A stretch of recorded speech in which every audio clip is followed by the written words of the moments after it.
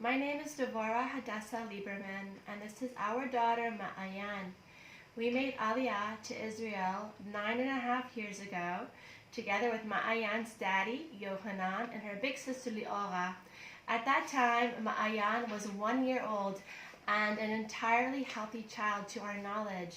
Walking, talking, running, skipping, eating, you name it. To our wildest dreams, we would not have imagined what was to ensue.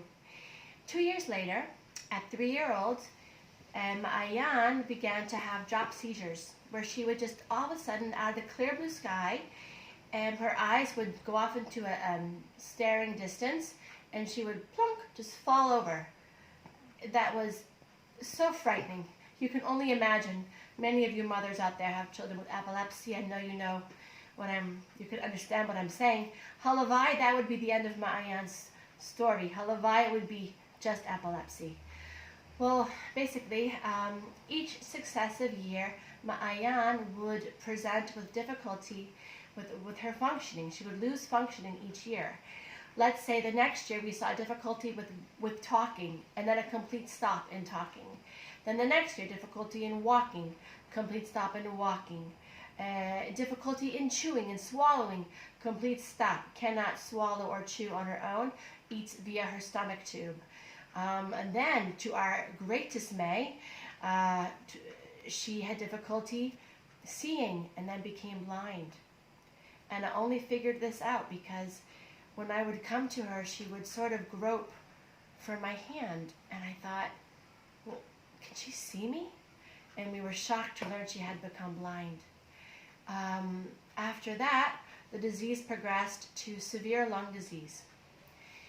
A severe lung disease called bronchiectasis severe. This is what landed us in the hospital more times than we would like to admit. We basically were living in the hospital. All of this was without a diagnosis. It took 5 years to diagnose Maayan with Batten's disease. And throughout these 5 years, if you can believe it, this little girl, she actually stayed happy. And she still is happy. And this is what I want to share with you.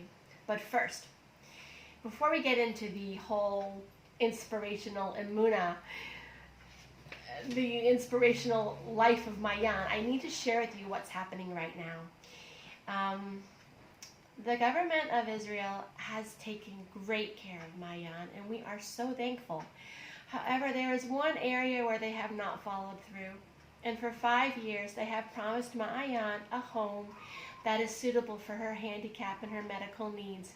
We have been waiting. We have repeatedly been promised that we are top on the list.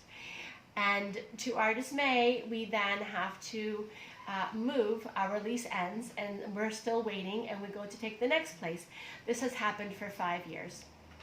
Currently, our lease is up in several weeks, and we face the same predicament.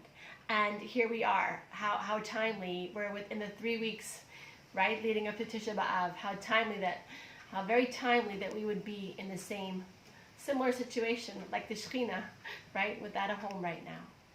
So we come before you to say that, this is the time. Maayan should have the home that will best help her to be stable. Now, what I want to share with you,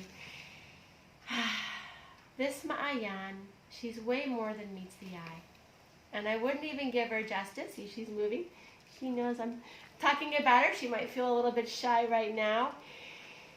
The emunah upgrades that Maayan brings to the world are uncountable. She brings the world to learn Torah, to give brachot, to do chesed, to give tzedakah, you name it. This is what she does. She reveals the light of Hashem in this world. And we believe as parents, it's our job to keep her happy and healthy and with her family so she can continue to do these mitzvot. Let's see. How can it be that a child who cannot breathe gives the world air? How can it be that a child who cannot see gives the world vision? How can it be that a child who cannot speak motivates the world for mitzvot, gamlut chassidim, ve'torah. This is the life of Maayan. She does it without complaining, with simcha, and I'm proud to be her mother. And I'm proud to stand before you today and say, like I tell Maayan all the time, and I'm going to tell her right now, Maayani, you will have a refuah shalema in this life or in the next. When Hashem decides, you will have. This is my job as her mother, to strengthen her in emunah, so that she can do the work that she's come here to do.